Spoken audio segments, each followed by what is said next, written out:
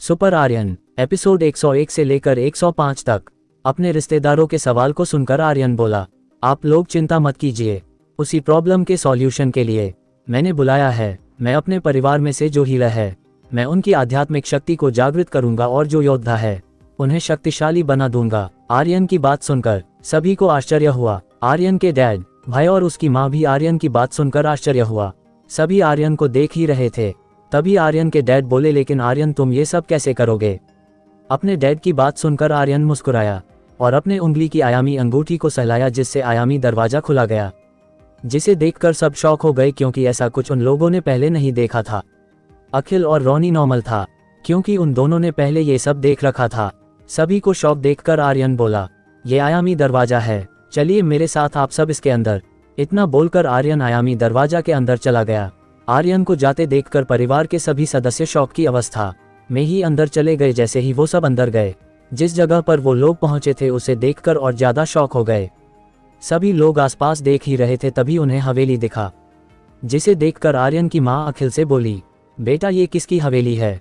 अपनी मां की बात सुनकर अखिल बोला, मां इस दुनिया में जो कुछ भी है सब आर्यन का है, ये हवेली भी। अखिल ने जो कहा परिवार के सभी सदस्य ने सुना, जिसे सुनकर सभी शॉक हो गए और आर्यन की तरफ देखने लगे। सभी के नजरों को नजरअंदाज करते हुए आर्यन बोला, अंदर चलिए। इतना बोलकर आर्यन हवेली के अंदर जाने लगा। जब सभी लोग हवेली के अंदर पहुंचे तो हवेली के अंदर की खूबसूरती देखकर सबकी आंखें फटी की फटी रह गई। परिवार का एक बुजुर्ग आदमी ने कहा, आज तक मैंने इतनी खूबसूरत हवेली नहीं देखी, ये किसी राजमहल से कम नहीं है। एक लड़का बोला, आर्यन क्या ये सच में तुम्हारा है? आर्यन कुछ बोलने ही वाला था कि एक लड़का जोर से बोला, अरे भाई ये बिल्ला यहाँ क्या कर रहा है? क्या इस दुनिया में भी बिल्ली चूहे पाए जाते हैं? उस लड़के की बात सुनकर अखिल ने कहा, ये ब्लैकी है, आर्यन का दोस्त, ये रैंक 7 का तिलिस्मी जानवर है। आर्यन को ये हवेली इसी के कारण मिली है। अखिल की बात सुनकर सब ब्लैकी को देखने लगे। तभी सभी के नजरों के सामने ब्लैकी ने अपना आकर और छोटा किया और आर्यन के कंधे पर बैठ गया। आर्यन के कंधे पर बैठने के बाद ब्लैकी बोला, शुरू करो अब जिस काम के लिए इन सबको लेकर आए हो। ब्लैकी को बोलते देखकर किसी को आश्चर्य नहीं हुआ, क्योंकि सब जानते थे कि एक रैंक 7 का जानवर इंसानों की तरह बात कर सकता है। ब्लैकी ने कहने पर आर्यन ने हॉल में रखे एक बड़े से टेबल से उस पर रखे कपड़े को हटा दिया। जैसे ही कपड़ा हटा, सबने देखा कि वहां बहुत सारी शीशी की बोतल है। शीशी की बोतल की तरफ इशारा करते हुए आर्यन बोला, परिवार के सभी युवा योद्धा एक एक शीशी की बोतल ले ले और किसी एक कमरे के बाथरूम में जाकर बाथटब में पानी भरकर इस शीशी का सारा लिक्विड पानी में डालकर पानी में उतर जाए और पानी से तब तक नहीं निकले जब तक पानी काला नहीं हो जाता। जैसे ही पानी काला हो, बाथटब से निकलकर नहाकर आए, चाहे जितना समय लगे फर्क नहीं पड़ता।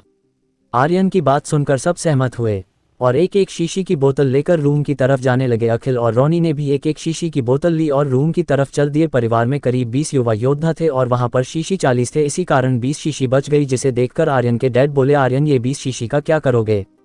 अपने डैड की बात सुनकर आर्यन बोला, इंतजार कीजिए डैड, पता चल जाएगा। अगर आप लोग चाहे तो घर जाकर आराम कर सकते हैं, क्योंकि इस लोगों को एक दिन लग सकते हैं।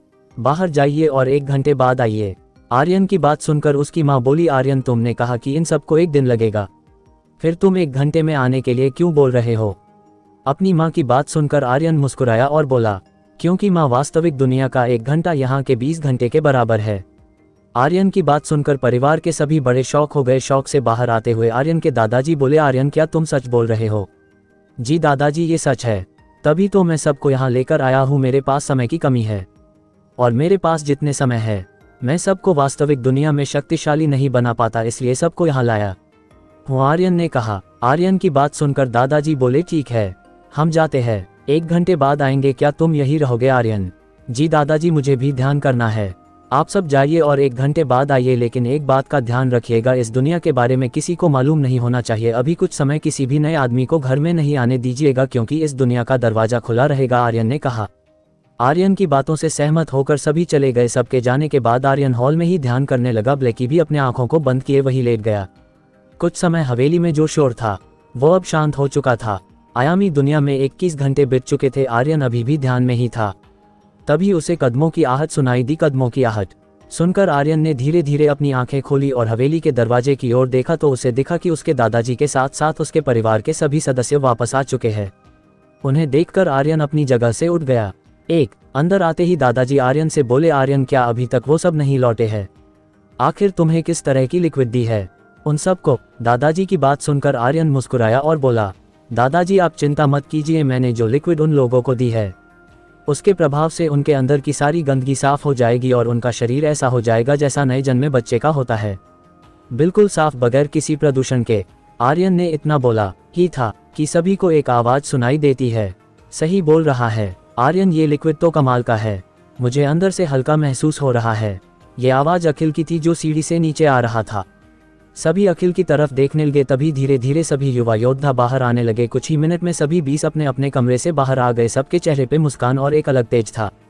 सबके आने के बाद आर्यन बोला, अब आगे की मेरी योजना के लिए सब तैयार है, कुछ वक्त इंतजार करे, फिर मैं बताता हूँ कि आप सबको क्या करना है। आर्यन की बात सुनकर सभी युवा योद्धा अपने अपने कमरे में चले गए और उनके साथ उनके माता पिता भी कमरे में चले गए। उन्हें अपने बच्चों से बात करनी थी। आर्यन के माता पिता भी अखिल के साथ उसके कमरे में चले गए। आर्यन वही हॉल में अपने दादाजी के साथ बैठ गया। लगभग 2 घंटे बाद सब कमरे से बाहर आए। उनके आने के बाद आर्यन बोला, जो हीलिंग शक्ति मंत्र का ध्यान करते हैं वो सब एक तरफ हो जाए। आर्यन के कहते ही 20 में से 7 योद्धा अलग हो गए। उनमें से एक अखिल भी था।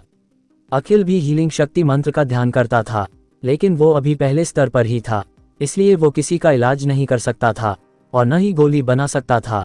अखिल के साथ साथ बाकी 6 भी पहले स्तर पर ही थे। सातों के अलग होते ही आर्यन ने अपने कलाई को झटका। आर्यन ने जैसे ही कलाई को झटका, कुछ शीशी की बोतल सामने की टेबल पर आ गई। शीशी की बोतल के आने के बाद आर्यन बोला, आप सब इस 14 बोतल में 2-2 बोतलें उठा ले। एक बोतले में लिक्विड है और दूसरे बोतले में 2 गोली, एक गोली पीले रंग की और दूसरी गोली सुनहरे रंग की है। लिक्विड का आप सबको वही करना है जो पहले किया था, और रही गोली की बात तो पानी में उतरने के बाद पहले पीली गोली खा लीजिएगा, उसके 2 घंटे बाद सुनहरी गोली और ध्यान में बैठ जाएगा। जब तक मैं नहीं बुलाऊं ध्यान में रहना है। अब आप सब जाइए। आर्यन से सब कुछ समझने के बाद सब अपने अपने कमरे में चले गए। उन सब के जाने के बाद एक लड़का बोला, जो हीलिंग शक्ति का ध्यान नहीं करता था, आर्यन हम क्या करें, क्या हमारे लिए कुछ नहीं है? उस लड़के की बात सुनकर आर्यन मुस्कुराया और बोला, चिंता मत करो, तुम सब के लिए भी है। इतना बोलकर आर्यन ने अपने हाथ को झटका। आर्यन के हाथ झटकते ही पहले वाली शीशी के जैसी ही कुछ शीशियां टेबल पर आ गई। आर्यन उसे देखते हुए बोला, ये है वो गोली जिससे तुम सब अपने शक्ति स्तर को बढ़ा सकते हो। एक एक करके मेरे पास आओ और गोली ले लो, लेकिन एक बात का ध्यान रखना, जैसे ही तुम ये गोली खाओगे तुम्हें अपने अंदर ऊर्जा का सैलाब महसूस होगा, तुम्हारा शरीर जलने लगेगा, हो सकता बेहोश भी हो जाओ, फिर भी कोई घबराना नहीं, मैं ठीक कर दूंगा। अब आओ एक एक करके। आर्यन के बुलाने पर रोनी सबसे पहले आया। उसके आते ही आर्यन से शीशी में से एक गोली निकली और उसे देते हुए बोला, खा लो। आर्यन की बात सुनकर रोनी थोड़ा झिझका, लेकिन गोली खा ली। गोली खाते ही उसके चेहरे का भाव बिगड़ गया। ऐसा लग रहा था उसके अंदर भूचाल आ गया है। रोनी दर्द भरी आवाज में बोला, आर्यन मुझे ऐसा लग रहा है कि मेरे अंदर ऊर्जा का सैलाब आ गया है, तुम चिंता मत करो, सब ठीक हो जाएगा। इतना बोलकर आर्यन ने रोनी के नाभि के पास अपनी एक उंगली में ऊर्जा इकट्ठा करके नाभि के चारों तरफ गोल घेरा बनाया। नाभि के चारों तरफ घेरा बनाते ही वो जगह कुछ पल चमकी और शांत हो गई। जैसी ही चमक शांत हुई, रोनी के अंदर का भूचाल शांत हो गया। जैसे ही भूचाल शांत हुआ, रोनी बोला, आर्यन मेरे अंदर के ऊर्जा का भूचाल शांत हो गया है, अब क्या करना है? मैंने उस गोली के चारों तरफ एक सुरक्षा घेरा बना दिया है, लेकिन उसमें एक छोटा सा दरार है जिससे ऊर्जा निकलकर तुम्हारे पूरे शरीर में प्रवाहित होगी। वो हर वक्त होता रहेगा, लेकिन जब तुम ध्यान करोगे उस वक्त सुरक्षा घेरा से ऊर्जा निकलने की रफ्तार बढ़ जाएगी और तुम्हारे शक्ति स्तर को बढ़ा देगी। अब तुम्हारा शक्ति स्तर पहले की तुलना में अधिक तेजी से बढ़ेगा। ये तब तक होता रहेगा जब तक गोली की पूरी ऊर्जा खत्म नहीं हो जाती, आर्यन ने कहा। रोनी के बाद धीरे धीरे सभी आए और आर्यन के उनके साथ वही किया जो रोनी के साथ किया था। आधे घंटे में आर्यन ने सबकी गोली दे दी। सभी को गोली देने के बाद आर्यन बोला, मैं 15 दिन और यहाँ हूँ, उनके बाद मैं चला जाऊंगा, इसलिए जब तक मैं यहाँ हूँ तुम सब यही रहकर ध्यान करो। अब जाओ ध्यान करो, 15 दिन बाद मिलते हैं। लेकिन एक बात का ध्यान रखना, वास्तविक दुनिया का 15 दिन यानी इस दुनिया का 300 दिन, इसका मतलब तुम सबके पास 300 दिन है। अब जाओ इस 300 दिन का फायदा उठाओ। आर्यन की बातों से सब सहमत हुए और ध्यान करने चले गए। वही परिवार के बाकी सदस्य वास्तविक दुनिया में लौट आए आर्यन के साथ। वास्तविक दुनिया में लौटने के बाद सभी रिश्तेदार अपने अपने घर लौट गए। एपिसोड 102। सभी युवा योद्धाओं को ध्यान में गए। 14 दिन बीत चुके थे। 15वें दिन फिर से सभी रिश्तेदार राठौर मैंशन पहुंच चुके थे, जिन्हें लेकर आर्यन आयामी दुनिया में चला गया। जब सभी लोग वहां पहुंचे उस वक्त तक कोई भी योद्धा बाहर नहीं आया था। सभी हवेली के हॉल में बैठकर अपने बच्चों के आने का इंतजार करने लगे। सभी को आए हुए 1 घंटा बीत चुका था। तभी उन्हें एक कमरे का दरवाजा खुलने की आवाज सुनाई दी। जब उन्होंने आवाज की दिशा में देखा तो उन्हें दिखा कि एक लड़की कमरे से निकल रही है। वो लड़की थी आर्यन की कजिन रागिनी थी। रागिनी आर्यन से छोटी थी, अभी अभी 15वें साल में पहुंची थी। रागिनी शक्ति बढ़ाने वाली गोली लेने से पहले भूमंडल के चौथे स्तर की योद्धा था।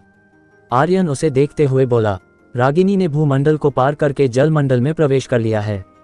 रागिनी की शक्ति को बाकी सब ने भी महसूस कर लिया था। सभी के नज़रों के सामने रागिनी सीढ़ियों से उतरते हुए हॉल में सबके सामने आते ही बोली, देखिए मैं अब और शक्तिशाली हो गई। जब दिव्यकृति एकेडमी का अगला प्रवेश परीक्षा होगा तो मैं उसमें टॉप करूंगी पक्का। रागिनी की बात सुनकर आर्यन बोला, तुम इतने में ही खुश हो गई? अभी भी गोली की ऊर्जा बची है, तुम उसकी सहायता से और शक्तिशाली हो सकती हो प्रवेश परीक्षा के समय तक। आर्यन रागिनी से बात कर ही रहा था, तभी सबको दिखा कि कुछ और लड़के अपने कमरे से बाहर आ रहे हैं। आर्यन ने देखा उसमें से एक अखिल भी था। अखिल को देखते ही आर्यन बोला, क्या बात है भाई, आप तो अब स्वर्ग मंडल के पहले स्तर के योद्धा बन गए हैं और तीसरे स्तर के हीलर, साथ में आपकी आध्यात्मिक शक्ति भी दूसरे स्तर की हो गई है। आर्यन की बात सुनकर सब अखिल को देखने लगे। अब अखिल अपने परिवार का दूसरा सबसे शक्तिशाली योद्धा बन गया था। पहला उसके दादाजी थे, इस वक्त स्वर्ग मंडल के 9वें स्तर के योद्धा थे और उसके पिता सप्तऋषि मंडल के 8वें स्तर के योद्धा बन गए थे।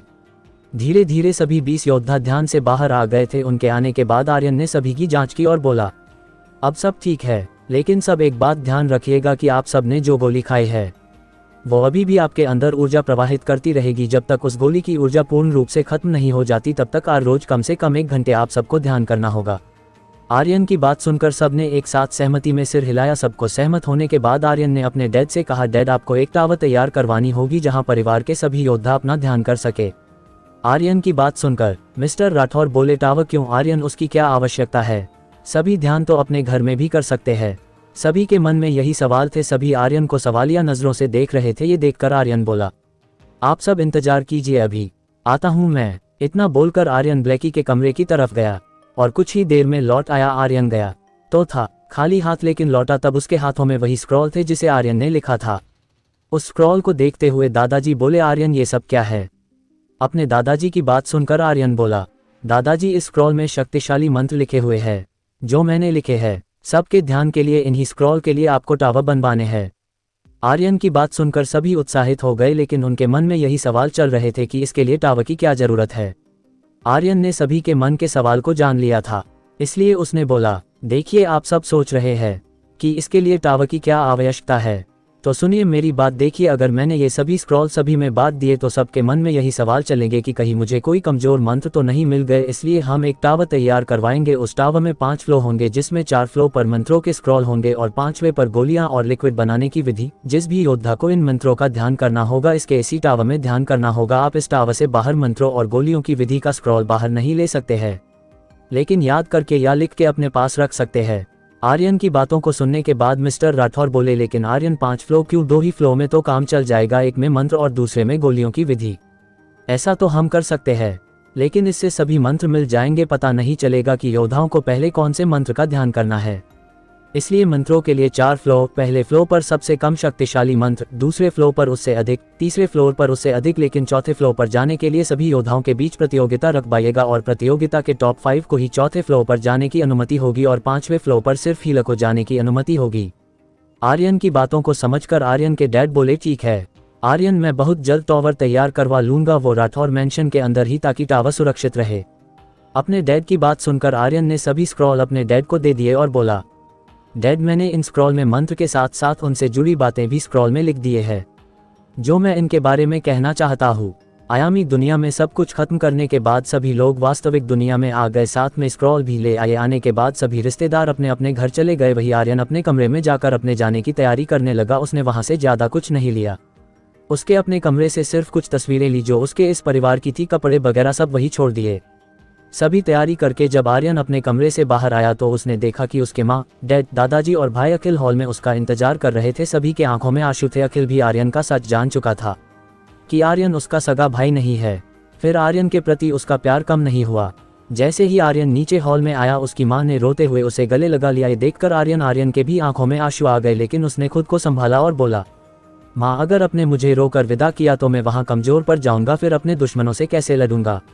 अपने बेटे की बात सुनकर मिसेस राठौर अपने आंसू पोंछते हुए बोली, क्या करूं बेटा, कितनी भी कोशिश कर लूं आंखों में आंसू आ ही जाते हैं, लेकिन मैं तुम्हें रोकूंगी नहीं। अगर मैं तुम्हें रोकी तो उस माँ का क्या होगा जो तुम्हारे इंतजार कर रही है। लेकिन एक वादा कर कि अगर तुम्हें समय मिला तो तू हमसे मिलने जरूर आएगा। मैं वादा करता हूँ माँ, मैं एक दिन आपसे मिलने जरूर आऊँगा। आर्यन ने कहा। रोने का मन तो आर्यन के डैड और दादाजी का भी कर रहा था, लेकिन वो रोए नहीं कहते हैं न मर्द कभी रट नहीं। वही बात उन दोनों के साथ भी थी, लेकिन अखिल के आंखों में आंसू आ गए थे, लेकिन उसने कुछ बोला नहीं, सिर्फ आर्यन को गले लगा लिया।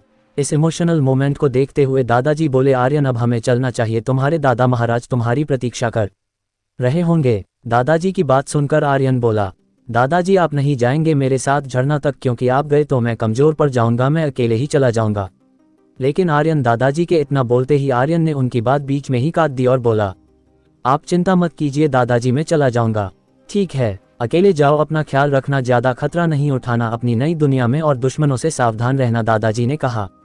दादाजी के बोलने के बाद मिस्टर राठौर बोले, आर्यन अपना ख्याल रखना, नए जगह पर दुश्मन नए होंगे, सावधान रहना। आप सब चिंता मत कीजिए, मैं अपना ख्याल रखूंगा। इतना बोलने के बाद आर्यन ने सबके पैर छूकर प्रणाम किया और घर से निकल गया। आर्यन के वो 4 लोग जिसे आर्यन सबसे ज्यादा प्यार करता था, वो उसे दरवाजे तक छोड़ने आए। दरवाजे से निकलने के बाद आर्यन ने एक बार भी पीछे मुड़कर नहीं देखा। उसे डर था कि कहीं वो कमजोर न पड़ जाए। उसके परिवार वाले भी इस बात को समझते थे। जाते वक्त आर्यन के आंखों में आंसू थे जो रुकने का नाम ही नहीं ले रहा था। आधे घंटे में आर्यन झरने के पास पहुंच गया, जहां उसके दादा महाराज उसका इंतजार कर रहे थे। जाते ही आर्यन ने उन्हें प्रणाम किया और बोला, चले। दादा महाराज ने सहमति में सिर हिलाया और उन्होंने आर्यन का हाथ पकड़ लिया और उसके साथ झरने के पानी के नीचे खड़े हुए और एक कदम आगे बढ़ाया। जैसे ही उन्होंने आर्यन के साथ एक कदम आगे बढ़ाया, वो दोनों किसी अनजान जगह पर पहुंच गए जहां पानी का नामो निशान नहीं था। आर्यन ने आसपास देखा तो उसे दिखा कि उस जगह पर हल्की हल्की रोशनी है जो वहां पर लगी मशालों से आ रही थी। आर्यन उस जगह को देखते हुए बोला, दादा महाराज ये कौन सी जगह है? ये एक गुफा है आर्यन, जहां दूसरी दुनिया का द्वार है। इतना बोलने हुए दादा महाराज बाहर निकलने के लिए आगे बढ़ गए। आर्यन भी उनके पीछे पीछे चलने लगा। अपने दादा महाराज के पीछे चलते हुए आर्यन ने कहा, अब आप मुझे ये बताए हमारे परिवार में कौन कौन है? आर्यन ने इतना बोला ही था कि उसे सामने से आती हुई तेज रोशनी दिखाई दी। कुछ ही समय में दोनों बाहर आ गए। बाहर आते ही दादा महाराज बोले, आर्यन हमारे राज परिवार में तुम्हारे जो अपने हैं वो है तुम्हारे पिता, माँ, सौतेला भाई और सौतेली बहन, जो अभी साम्राज्य के राजधानी में स्थित गुरुकुल गंगाजल गुरुकुल में शक्तियों का ज्ञान ले रही है। ये सुनकर आर्यन को ज्यादा आश्चर्य नहीं हुआ, क्योंकि आर्यन ने पहले किताबों में पढ़ रखा था कि राजा महाराजा कई शादियां करते थे। आर्यन ने कहा, मेरे पिता ने कितनी शादियां की है? सिर्फ 2 शादी। तुम्हारे छोटे सौतेले भाई बहन बहुत अच्छे दिल के हैं। दादा महाराज ने कहा, ये तो अब पता चलेगा कि वो कितने अच्छे हैं, क्योंकि उन्हें अब तक ये पता नहीं होगा कि उनका एक बड़ा भाई भी है। आर्यन ने कहा, उन तीनों को पता है कि उनका एक बड़ा भाई है और वो तुम्हारी कब से प्रतीक्षा कर रहे हैं, क्योंकि उन्हें विश्वास है कि तुम उनके चचेरे भाइयों से बेहतर भाई होंगे। उन्हें एक भाई की कमी खलती है, क्योंकि तुम्हारे चचेरे भाइयों को अपनी शक्ति का घमंड है। इसी कारण वो उसे दबाते रहते हैं ताकि वो उसके महाराज बनने की होड़ में बाधा न बन सके थे। दादा महाराज ने कहा, मेरे कितने चचेरे भाई हैं और क्या वो जानते हैं कि उनका कोई और भी भाई है? आर्यन ने कहा, नहीं, उन्हें नहीं बताया गया है। और रही तुम्हारे कितने चचेरे भाई है, तो वो 5 है। दादा महाराज ने कहा, वैसे मेरे भाई का नाम क्या है?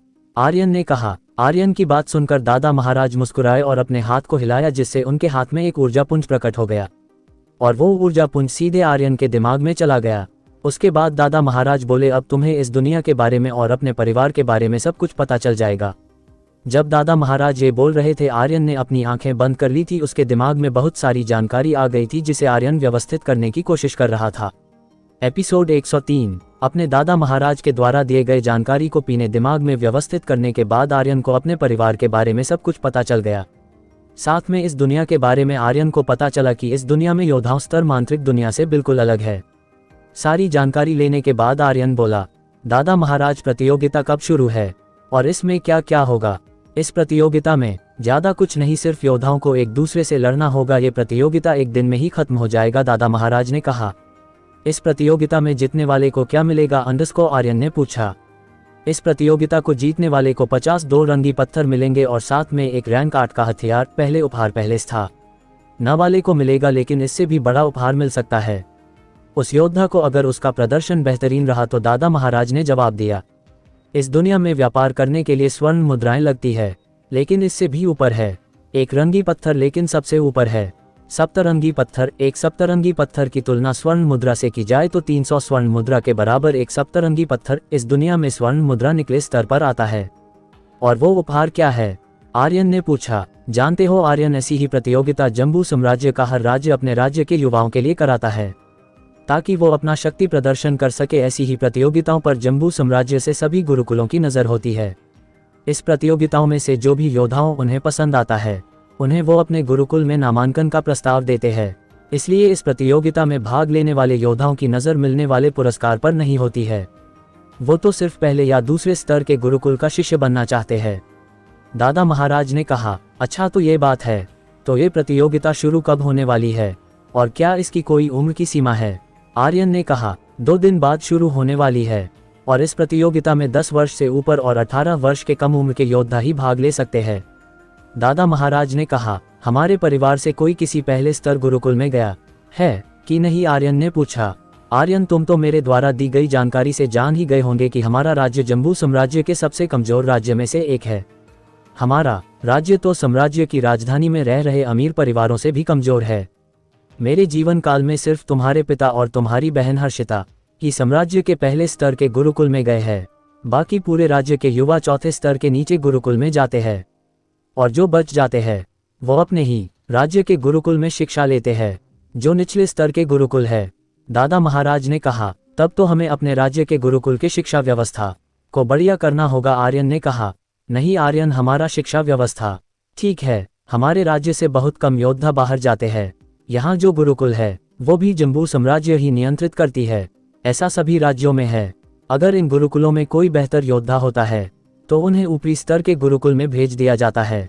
दादा महाराज ने कहा। तो ये बात है, मुझे इस प्रतियोगिता में ऐसा प्रदर्शन करना होगा कि पहले स्तर के गुरुकुल के प्रतिनिधि मुझे छोड़ न पाए किसी और गुरुकुल के लिए। आर्यन ने कहा। अच्छा ठीक है, बहुत हो गई बात, अब चलो। राजमहल परिवार के सभी सदस्य तुम्हारा इंतजार कर रहे होंगे, दादा महाराज ने कहा। दादा महाराज, मैं सबसे मिलना तो चाहता हूँ लेकिन अभी मैं उन लोगों के सामने नहीं आना चाहता जो मुझे नहीं जानते हैं। आर्यन ने कहा। तुम्हारे पास कोई तरकीब है कि तुम सबसे मिल भी लो और किसी दुश्मन को पता भी न चले? दादा महाराज ने कहा। दादा महाराज की बात सुनकर आर्यन मुस्कुराया और अपनी अंगूठी को सहलाया जिससे आयामी द्वार खुल गए, जिसे देखकर दादा महाराज चौंक गए और आर्यन को देखने लगे। आर्यन ने उनकी नजरों को नजरअंदाज किया और बोला। दादा महाराज, मैं अंदर जाता हूँ। मेरे अंदर जाते ही आप इस अंगूठी को सहलाकर द्वार बंद कर कीजिएगा और जब आप सभी परिवार के सदस्य के पास पहुंच जाए तो इसे फिर से सहलाइएगा, जिससे द्वार फिर खुल जाएगा और बाहर आ जाऊंगा।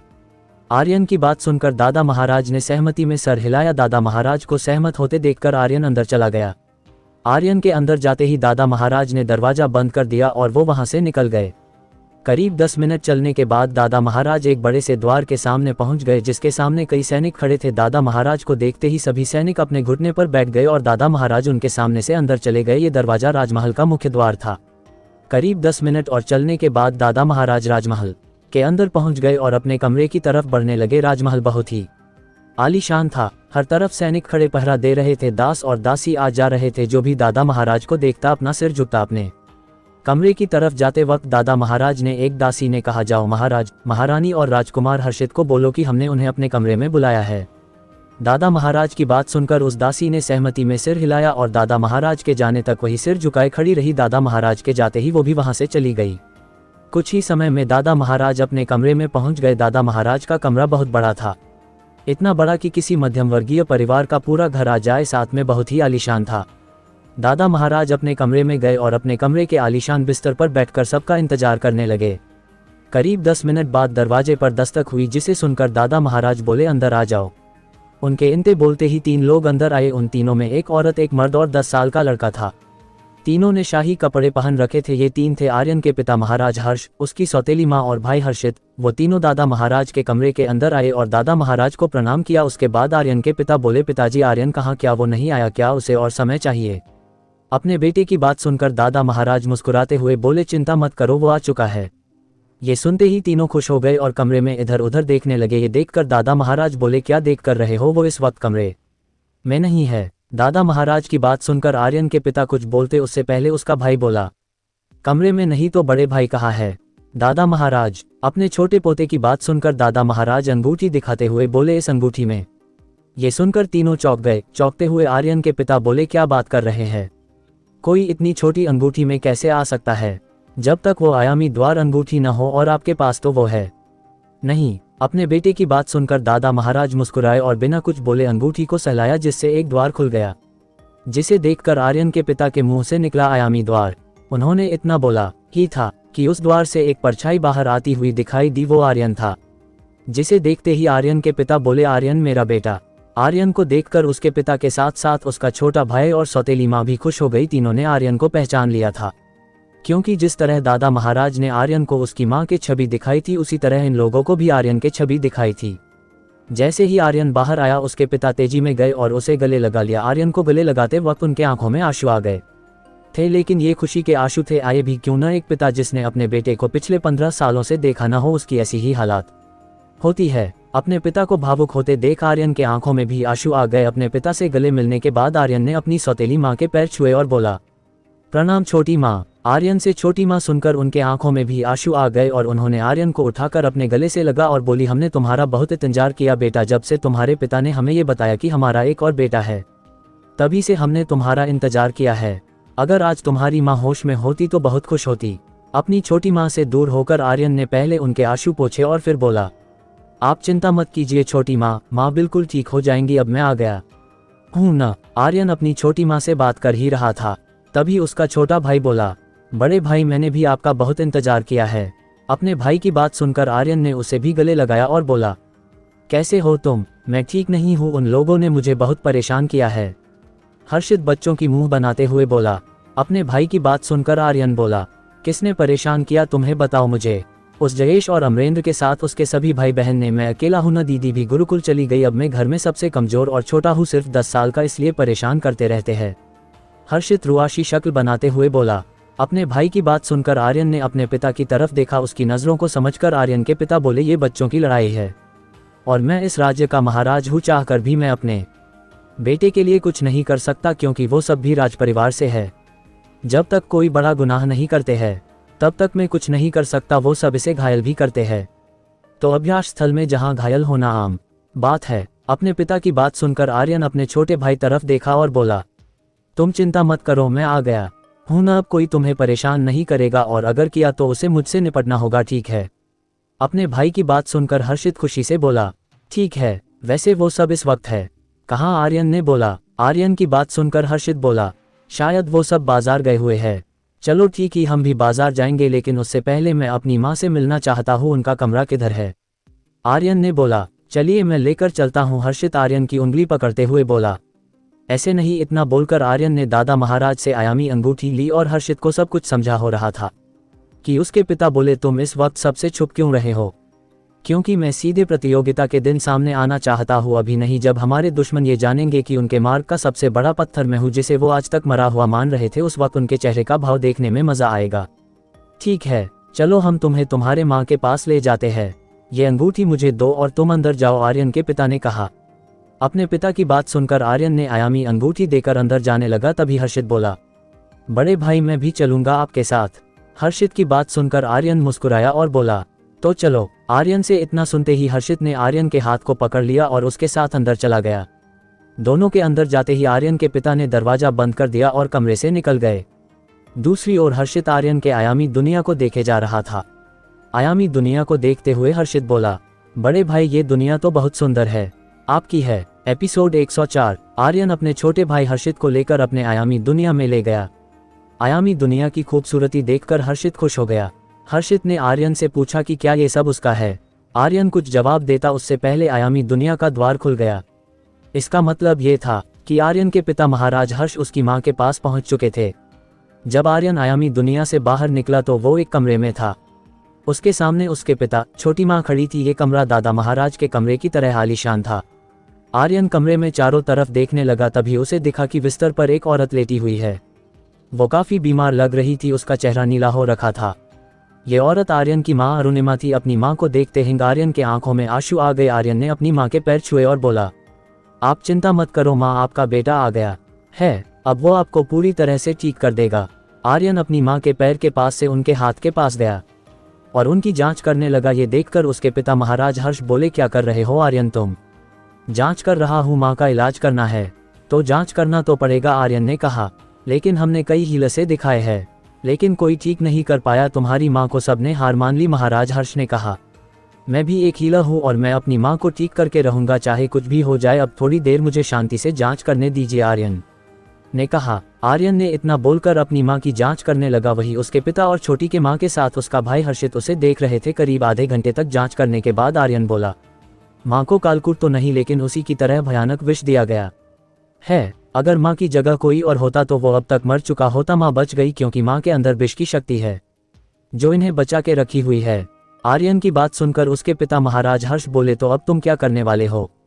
मुझे औषधि बाजार जाना होगा ताकि कुछ औषधि ला सकूं, कुछ तो मेरे पास पहले से है, आर्यन ने कहा। इतना बोलकर आर्यन ने अपनी कलाई सहलाई, जिससे कुछ बोतलें सामने आ गई। आर्यन ने उसे अपने पिता को देते हुए बोला, पिताजी, जब तक मैं बाजार से नहीं आता तब तक आप किसी से बोलकर पानी में इस औषधि को डालकर माँ को उस पानी में रख दीजिए और मेरे लिए कुछ कपड़े मंगवा दीजिए। ये जो मैं अभी पहन रखा हूँ वो मेरी पहले वाली दुनिया के है, जो यहाँ के कपड़े से बिल्कुल अलग है। ठीक है, मैं इंतजाम करवाता हूँ। महाराज हर्ष इतना बोलकर कमरे से बाहर निकल गए। उनके जाने के बाद आर्यन हर्षित से बोला, हर्षित, क्या तुम्हें अपनी शक्ति बानी है? हर्षित इस वक्त भूशक्ति क्षेत्र के दूसरे स्तर पर था। इस दुनिया में योद्धाओं की रैंकिंग आर्यन के पहले वाले दुनिया से बिल्कुल अलग था। इस दुनिया में भूशक्ति क्षेत्र के बाद नरक शक्ति क्षेत्र और उसे बाद स्वर्ग शक्ति क्षेत्र और सबसे ऊपर देवता। आर्यन की बात सुनकर हर्षित खुशी से बोला, हाँ, बढ़ाना तो चाहता हूँ, लेकिन पिछले कुछ समय से मेरा शक्ति स्तर बढ़ ही नहीं रहा है। मैं अभी भी दूसरे स्तर पर ही हूँ। हर्षित की बात सुनकर आर्यन बोला, तुम चिंता मत करो, जल्द ही तुम एक शक्तिशाली योद्धा बनोगे। आर्यन की बात सुनकर हर्षित खुश हो गया और आर्यन के गले लग गया। ये देखकर आर्यन की छोटी माँ बोली, बहुत दिनों बाद ये इतना खुश हुआ है, नहीं तो हमेशा अपने उस शैतान भाइयों से डरता रहता था। अपनी माँ की बात सुनकर हर्षित बोला, हो, हम उससे डरते हैं क्योंकि वो बहुत शक्तिशाली है। बड़े भाई उनमें से जो सबसे बड़ा है इंद्रेश, वो नरक शक्ति क्षेत्र के पहले स्तर पर है। सबसे छोटा जयेश, वो भूशक्ति क्षेत्र के 5वें स्तर पर है और मैं दूसरे स्तर पर। जब मेरी दीदी यहाँ थी तो कोई हमें परेशान नहीं करता था क्योंकि वो उस वक्त इंद्रेश के समान शक्तिशाली थी। हर्षित की बात सुनकर आर्यन मुस्कुराया और बोला, बस इतना ही तुम जानते हो कि मैं किस स्तर का योद्धा हूँ। आर्यन की बात सुनकर हर्षित ने आर्यन को ऊपर से नीचे तक देखा और बोला, नहीं भाई, आप किस स्तर के योद्धा हो? हाँ आर्यन, तुम किस स्तर के योद्धा हो? हम महसूस क्यों नहीं कर पा रहे हैं? छोटी माँ बोली, स्तर पर हूँ। आर्यन का स्तर सुनकर आर्यन की छोटी माँ और उसका भाई एक पल के लिए सरप्राइज हुए, लेकिन तुरंत ही खुश हुए। हर्षित खुश होते हुए आर्यन के गले लगते हुए बोला, भाई, आप तो सबसे शक्तिशाली हो। उनकी बात सुनकर आर्यन मुस्कुराया और बोला, क्योंकि हमने अपने शक्ति स्तर को छुपा रखा है। मैं इस वक्त नरक शक्ति क्षेत्र के तीसरे। तीनों बात कर ही रहे थे, तभी आर्यन के पिता महाराज हर्ष कुछ नौकरों के साथ वहां आए। उन नौकरों के हाथ में कुछ कपड़े थे। उन नौकरों को देखकर आर्यन ने अपने पिता की तरफ देखा। आर्यन को उस कमरे में देखकर नौकर भी सोचने लगे थे कि ये लड़का कौन है। आर्यन की नजरों को समझकर महाराज हर्ष बोले, तुम चिंता मत करो, ये सब विश्वासपात्र है। आर्यन से इतना बोलकर महाराज हर्ष नौकरों की तरफ देखते हुए बोले, ये है आर्यन राठौर, इस राज्य के युवराज। लेकिन ये बात बाहर नहीं आनी चाहिए। इस कमरे से बाहर जाते ही भूल जाना कि यहाँ तुमने किसे देखा। महाराज हर्ष की बात सुनकर सभी नौकर आश्चर्य में आर्यन को देखने लगे, लेकिन तुरंत होश में आ गए और आर्यन और महाराज के सामने सिर झुकते हुए सभी नौकर एक साथ बोले, हम समझ गए महाराज, हम युवराज के बारे में किसी को नहीं बताएंगे। इतना बोलकर सभी नौकर कमरे से चले गए, लेकिन अभी तक उनके दिमाग में यही चल रहा था कि वो लड़का कौन है जिसे महाराज ने युवराज कहा है। लेकिन ये बात उन लोगों ने जुबान पर लाने की कोशिश नहीं की। वही कमरे में कपड़े आने के बाद आर्यन ने कपड़े देखे। सभी कपड़े बहुत महंगे लग रहे थे। आर्यन ने उसी में से एक पहन लिया। कपड़े पहनने के बाद आर्यन सच में एक युवराज लगने लगा था।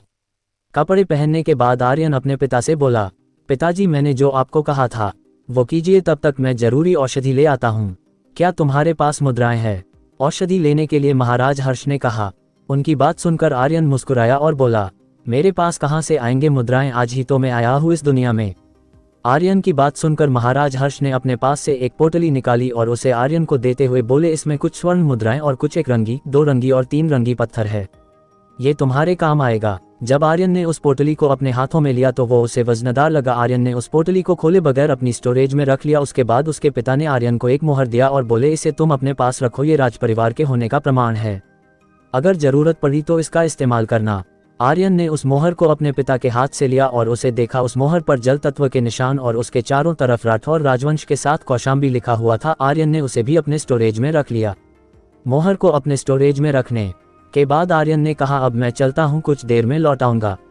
क्या तुम्हें मालूम है बाजार किधर है, और तुम इस महल से बगैर किसी के नज़र में आए कैसे बाहर निकलोगे? अंडस को महाराज हर्ष ने पूछा।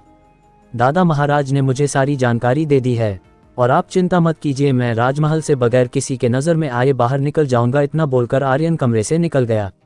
आर्यन के जाते ही महाराज हर्ष ने कुछ नौकरों को बुलाया और उन्हें स्नानघर में पानी भरने को कहा। वहीं दूसरी ओर आर्यन सभी पहरेदारों के नज़रों से बचते हुए महल से निकल गया और बाजार की तरफ चल दिया। लगभग 20 मिनट चलने के बाद आर्यन बाजार में पहुंच गया। बाजार में बहुत हलचल थी। आर्यन आगे बढ़े जा रहा था। आर्यन बाजार में ऐसे घूम रहा था जैसे उसे सब कुछ मालूम है। दादा महाराज ने जो आर्यन को जानकारी दी थी उसके अनुसार ही आर्यन बाजार घूम रहा था। आर्यन आगे बढ़ते हुए एक बड़े से दुकान के सामने पहुंच गया। उस दुकान के बोर्ड पर बड़े बड़े अक्षरों में लिखा था, स्वर्गीय औषधि गृह। स्वर्गीय औषधि गृह पूरे साम्राज्य का सबसे बड़ा औषधि गृह था, जहां हर तरह के औषधि मिल जाती थी। आर्यन जल्दी से अंदर चला गया। स्वर्गीय औषधि गृह जितना बड़ा बाहर से था, उससे दुगुना बड़ा अंदर से था। आर्यन के अंदर जाते हैं औषधि गृह का एक सेवक उसके पास आया और विनम्र स्वर में बोला, क्या चाहिए आपको? सेवक के इतना पूछते ही आर्यन ने एक कागज उस सेवक को देते हुए बोला, क्या जड़ी बूटी यहाँ मिल जाएगी? उस कागज को लेकर उस सेवक ने एक बार कागज को देखा, फिर आर्यन को। उसके बाद वो बोला, कितने मात्रा में ये चाहिए? आर्यन ने जो जड़ी बूटी के नाम उस सेवक को दिए थे वो सब जड़ी बूटी हर जगह मिल जाते थे, लेकिन वो जड़ी बूटी सिर्फ विष को निष्प्रभाव करने में काम आता था। सेवक के सवाल सुनकर आर्यन ने कहा, 5-5 चाहिए। ये सुनकर सेवक वहां से चला गया। सेवक के जाने के बाद आर्यन दुकान में घूमने लगा, इस बात से अनजान कि कोई उसे देख रहा है। आर्यन दुकान में घूम ही रहा था, तभी उसके बगल में एक आदमी आया और बोला, लगता है तुम इस राज्य में नए हो। ये वही आदमी था जो आर्यन को कब से देखे जा रहा था। उस आदमी की आवाज़ सुनकर आर्यन ने उसकी ओर देखा। उस आदमी के कपड़े बहुत अच्छे और महंगे थे, बड़े बड़े बाल और मूंछें थी। उस आदमी को देखते हुए आर्यन बोला, जी हाँ, मैं यहाँ नया हूँ। किस राज्य से आए हो? उस आदमी ने पूछा। उस आदमी का सवाल सुनकर आर्यन मुस्कुराया और बोला, क्या मैं आपको जानता हूँ या आप मुझे जानते हैं कि ये सवाल पूछ रहे हैं? मैं तुम्हें जानता तो नहीं, लेकिन चलो परिचय कर लेते हैं। मेरा नाम राजवीर है और मैं इस औषधि गृह का प्रभारी हूँ, उस आदमी ने कहा। उस आदमी का परिचय जानकर आर्यन कुछ पल के लिए शॉक हो गया, लेकिन तुरंत होश में आने के बाद बोला, मेरा नाम आर्यन है, मैं यहाँ पर नया हूँ। क्या आप ऐसे ही अपने ग्राहकों का परिचय जानने की कोशिश करते हैं? आर्यन की बात सुनकर राजवीर मुस्कुराया और बोला, नहीं, ऐसा नहीं है। मैंने तुम्हारा परिचय पूछा क्योंकि मुझे तुम में कुछ खास महसूस हुआ जो आज तक इस राज्य में मुझे किसी योद्धा में महसूस नहीं हुआ। राजवीर की बात सुनकर आर्यन सोचने लगा कि आखिर इसे मुझे क्या महसूस हो गया, कहीं इसने मेरे तात्विक निशान को तो नहीं देख लिया। आर्यन ने ये सब ज्यादा सोचने में अपना समय बर्बाद नहीं किया और राजवीर से ही पूछना बेहतर समझा और बोला, अंडस को क्या अलग महसूस किया है अपने मुझ में? मालूम नहीं, लेकिन कुछ तो खास है जो मैं देख नहीं पा रहा हूँ, और मैं तुम्हारा शक्ति स्तर भी नहीं देख पा रहा हूँ। आज तक ऐसा नहीं हुआ है कि मैं अपने से किसी छोटे उम्र के योद्धा का शक्ति स्तर नहीं देख पाया हूँ, जबकि मैं खुद स्वर्गीय शक्ति क्षेत्र के तीसरे स्तर का योद्धा हूँ, राजवीर ने कहा। राजवीर की बात सुनकर आर्यन चौंक गया। उसने सोचा कि उसके दादा खुद अभी स्वर्गीय शक्ति क्षेत्र के पहले स्तर के योद्धा है, तो फिर ये कैसे तीसरे स्तर पर पहुंच गया? तभी आर्यन को याद आया कि स्वर्गीय औषधि गृह अपने सभी केंद्रों पर उस राज्य की शक्ति के अनुसार ही प्रभारी नियुक्त करता है, ताकि वो राज्य उसे दबा न सके। एपिसोड 105। स्वर्गीय औषधि गृह के प्रभारी राजवीर आर्यन के दादा महाराज से भी अधिक शक्तिशाली था। ऐसा कह सकते हैं कि वो पूरे कौशाम्बी राज्य में सबसे अधिक शक्तिशाली था। आर्यन राजवीर से बोला, आप क्या चाहते हैं मुझसे मिलने? ऐसे तो मेरे पास नहीं आए होंगे। आर्यन की बात सुनकर राजवीर मुस्कुराया और बोला, लगता है तुम्हें सीधा बात करने की आदत है। चलो मैं भी तुमसे सीधा ही बात करता हूँ। जब मैंने ये देखा कि मैं तुम्हारे शक्ति स्तर की जांच नहीं कर पा रहा हूँ तो मेरे मन में ख्याल आया, अगर तुम मेरे लिए काम करो तो मेरा दबदबा इस राज्य में और बढ़ जाएगा। उसकी बात सुनकर आर्यन आश्चर्य में उसे देखने लगा, लेकिन तुरंत नॉर्मल होते हुए मुस्कुराया और बोला, पर आप इस राज्य पर अपना दबदबा क्यों बनाना चाहते हैं? आप तो एक व्यापारी है, और व्यापारी को राजनीति से क्या मतलब? आर्यन का सवाल सुनकर राजवीर थोड़ा गंभीर हो गया और बोला, मैं तुम्हें ये अभी नहीं बता सकता। तुम बताओ, तुम मेरे इस प्रस्ताव को स्वीकार करते हो कि नहीं?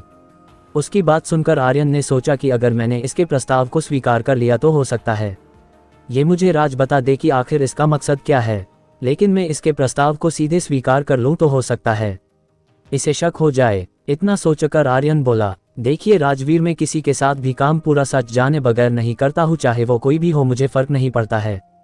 जब तक आप सच नहीं बताएंगे मैं आपके प्रस्ताव को स्वीकार नहीं करूंगा। आपके पास एक दिन का समय है, सोच लीजिए। आर्यन की बात सुनकर राजवीर सोच में पड़ गया।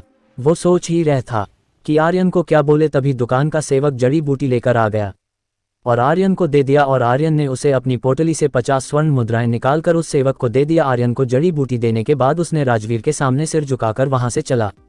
उस सेवक के जाने के बाद कुछ सोच रहे राजवीर से बोला, राजवीर जी आप आराम से सोच लीजिए, कल मैं फिर आऊंगा और आपसे मिल लूंगा, तब मुझे अपना निर्णय सुना दीजिएगा। आर्यन की बात सुनकर राजवीर ने अपना सिर हिला के सहमति जता दी। उसके सहमत होते ही आर्यन दुकान से निकल गया।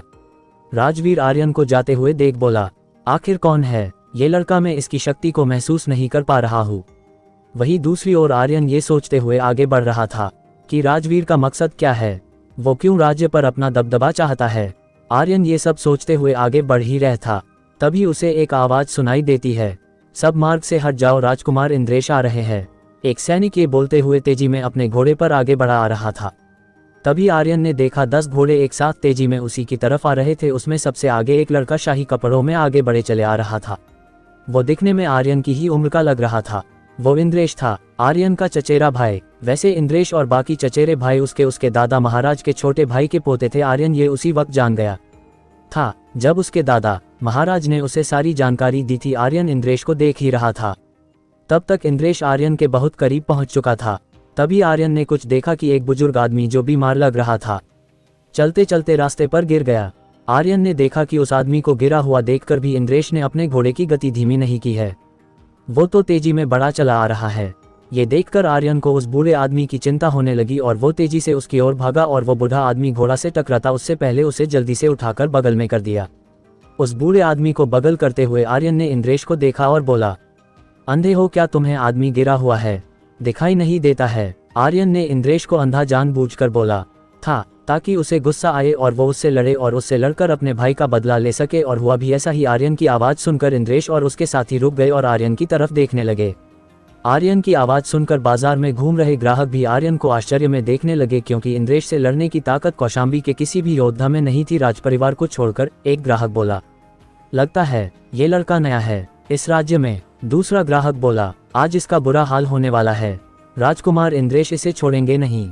एक तीसरा ग्राहक बोला, ये लड़का दिखने में तो कमजोर है लेकिन इसमें हिम्मत बहुत है कि इसने राजकुमार को अंधा बोल दिया। सभी ग्राहकों के बीच ऐसी ही बात चल रही थी। इसी बीच इंद्रेश का 2 सैनिक उसके पास और अपनी तलवार निकालते हुए एक सैनिक बोला, तू हमारे राजकुमार को अंधा बोलेगा, तुम्हारी इतनी हिम्मत, इसकी सजा मिलेगी तुम्हें। उसकी बात सुनकर आर्यन मुस्कुराने लगा। ये देखकर दोनों सैनिकों ने गुस्से में आर्यन पर हमला कर दिया। ये देखकर आर्यन ने एक कदम आगे बढ़ाया और दोनों सैनिकों के तलवार वाली हाथ को पकड़कर पीछे धक्का दे दिया। आर्यन के सिर्फ धक्का देने मात्र से दोनों पीछे जाकर गिरे। आर्यन ने कोई ताकत भी नहीं लगाई, और लगाए भी क्यों, वो दोनों थे ही सिर्फ भूशक्ति क्षेत्र के योद्धा। आर्यन के लिए वो किसी बच्चे से कम नहीं था। अपने साथी की ये हालत देखकर बाकी 3 सैनिक आगे आए और उन्होंने बिना कुछ बोले ही आर्यन पर हमला कर दिया।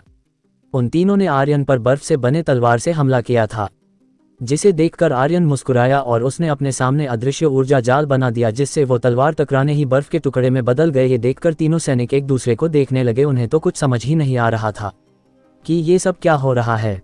तीनों सैनिक कुछ सोच ही रहे थे, तभी आर्यन ने अपना हाथ हिलाया, जिससे टूटे हुए बर्फ हवा में उड़ने लगे और खंजर का रूप ले लिया और तीनों सैनिकों की तरफ बढ़ने लगे। ये देखकर तीनों सैनिक डर गए और उन्होंने अपने सामने एक बर्फ की ढाल का निर्माण किया। उन्होंने जैसे ही बर्फ की ढाल का निर्माण किया, आर्यन के खंजर उस ढाल से टकराया। उस टकराव में इतना दबाव था कि तीनों सैनिक दूर जा गिरे और खून की उल्टी करने लगे। आर्यन के इस हमले को देखकर सब हक्के बक्के रह गए, क्योंकि जब आर्यन ने इस हमले को किया था उस वक्त लोगों को नहीं लगा था कि इस हमले का ये प्रभाव होगा। अपने सैनिकों का बुरा हाल देखकर इंद्रेश और उसके भाई जो उसके साथ थे वो गुस्से में थे। असल में 10 घोड़ों में से 5 पर सैनिक और 5 पर इंद्रेश और उसके भाई जयंत, जितेंद्र, जयेश और मायरा थी। आर्यन के हरी चाचा की छोटी बेटी, वो दिखने में किसी बर्फ की देवी जैसी लग रही थी। आर्यन को गुस्से में देखते हुए जयेश बोला, इंद्रेश भाई आप रुकिए, हम देखते हैं इस उदंड लड़के को। जयेश सही बोल रहा है, इंद्रेश भाई आप तीनों यही रुके, हम देखते हैं इस लड़के को, जितेंद्र बोला। उन सभी के चेहरे पर घमंड साफ दिख रहा था। इसका कारण था कि वो आज तक किसी शक्तिशाली योद्धा से टकराए नहीं थे, लेकिन ऐसा लग रहा था आज आर्यन इन सब का घमंड तोड़ने वाला है। जितेंद्र और जयेश को अपनी तरफ आते हुए देखकर आर्यन ने अपने बगल में पड़ी सैनिक की तलवार को उठा लिया और उसमें अपने आध्यात्मिक तलवार की शक्ति को समाहित कर दिया। आर्यन ने सूर्याश को नहीं निकाला क्योंकि उसे लगा कि इन लोगों से लड़ने के लिए सूर्याश को निकाला तो सूर्याश जैसे शक्तिशाली तलवार का अपमान होगा, इसलिए आर्यन ने साधारण तिलिस्मी तलवार में अपने आध्यात्मिक तलवार की शक्ति को समाहित करके उन लोगों से लड़ने के लिए तैयार हो गया। कुछ ही पल में जयेश और जितेंद्र दोनों आर्यन से लड़ने के लिए उसके सामने आ गए और आर्यन पर अपने तलवार से हमला कर दिया, लेकिन आर्यन ने उन दोनों के हमले को आसानी से रोक दिया और उन्हें पीछे कर दिया। जैसे ही दोनों पीछे हुए आर्यन तेजी में उनके पास गया और उन पर हमला कर दिया। अपनी तरफ आ रहे आर्यन के हमले को देखकर दोनों डर गए और किसी तरह उस हमले को रोकने की कोशिश करने लगे। आर्यन चाहता तो उन्हें एक ही हमले में मार सकता था, लेकिन आर्यन का उन्हें मारने का कोई उद्देश्य नहीं था। आर्यन सिर्फ उन्हें सबक सिखाना चाहता था। आर्यन के हमले को रोकने में ही जयेश और जितेंद्र थक चुके थे। आर्यन का हमला था कि इतना शक्तिशाली कि कोई नरक शक्ति क्षेत्र के 5वें स्तर का योद्धा मुश्किल से घायल होने से बच पाए, और ये दोनों तो अभी भू शक्ति क्षेत्र के योद्धा थे। आर्यन के हमले से दोनों बुरी तरह घायल हो गए थे। ये देखकर इंद्रेश, जयंत और मायरा तीनों अपने घोड़े से उतरे और जयेश और जितेंद्र की तरफ भागे। उन दोनों के पास पहुंचकर तीनों ने दोनों के संभाला और आर्यन की तरफ गुस्से दे देखते इंद्रेश आर्यन से बोला, कौन है तू? लड़के जनता नहीं, हम कौन है? जानता हूं तुम इस राज्य के एक राजकुमार हो, आर्यन अपने बेखौफ अंदाज में बोला। अब तक इस लड़ाई की खबर राजमहल तक पहुंच चुकी थी। आर्यन के दोनों चाचा हरि और हरेंद्र ने अपने कुछ आदमी अपने बेटों की सहायता के लिए भेज दिया था और उन्हें आदेश दिया था कि जो कोई भी उसके बच्चों को घायल करने वाला उसे मार दिया जाए। वही आर्यन के पिता और दादा महाराज के साथ साथ सभी को जो आर्यन को जानते थे उन्हें लगने लगा कि कहीं इंद्रेश और उसके भाइयों पर हमला आर्यन ने तो नहीं किया है। वही दूसरी तरफ आर्यन से जानकर कि वो जानता है कि वो सब कौन है। आर्यन के भाइयों के साथ साथ लड़ाई देख रहे सभी लोग शौक हो गए। उनके शौक को देखते हुए आर्यन बोला, इसमें शौक होने की क्या बात है? अभी तो तुम्हारा एक सैनिक तुम्हारे आने की सूचना देते हुए आगे जा रहा था। तूने सब कुछ जानते हुए भी हम पर हमला किया। आखिर तू है कौन और तुझे भेजा किसने है? कहीं हमारे पड़ोसी राज्य पंचंगा से तो तुम नहीं हो? इंद्रेश ने कहा। इंद्रेश से पंचंगा का नाम सुनकर सभी लोग आर्यन की तरफ देखने लगे। पंचंगा कौशाम्बी राज्य का पड़ोसी राज्य के इस राज्य में 5 नगर थे जो किसी छोटे राज्य के कम नहीं थे, इसीलिए इन्हें पंचंगा कहा जाता था। पंचंगा बहुत समय से कौशाम्बी को अपने अधीन करने की कोशिश में लगा हुआ था, लेकिन आर्यन के पिता महाराज हर्ष और उसके दादा महाराज की वजह से वो सीधे हमला नहीं करता था। पर हमला करूंगा और अपने यहाँ होने का ऐलान करूंगा। आर्यन इंद्रेश की बात सुनकर हंसने लगा और बोला, तुम्हें लगता है मैं इतना बेवकूफ हूं कि शत्रु राज्य में आकर उस राज्य के राजकुमार? इतना बोलकर आर्यन हंसने लगा। आर्यन को हंसता देखकर सब समझ गए कि ये पंचंगा से नहीं है। इंद्रेश भी समझ गया कि आर्यन पंचंगा से नहीं है। ये समझते हुए इंद्रेश गुस्से में बोला, तो तुम कहां से हो? पूर्ण विराम। इंद्रेश को गुस्से में देखकर आर्यन बोला, इतना गुस्सा सेहत के लिए ठीक नहीं है। राजकुमार आप चिंता मत कीजिए, मैं इसी राज्य का नागरिक हूं, मैं तो बस प्रतियोगिता में भाग लेने आया हूं राजधानी में। आर्यन की बात सुनकर इंद्रेश बोला, इस राज्य के होकर तुम इसी राज्य के राजकुमार पर हमला करते हो? डर नहीं है कि तुम्हें राजद्रोह की सजा मिल सकती है? आर्यन और इंद्रेश बात कर ही रहे थे, तभी उन्हें दिखा कि राज्य की सेना उन्हीं की तरफ तेजी में आ रही है। सेना को देखकर इंद्रेश खुशी में बोला, अब देख तुम्हारा क्या हाल होता है। क्या आर्यन अपना सच सबके सामने ले आएगा? जानने के लिए सुनिए सुपर आर्यन का अगला एपिसोड।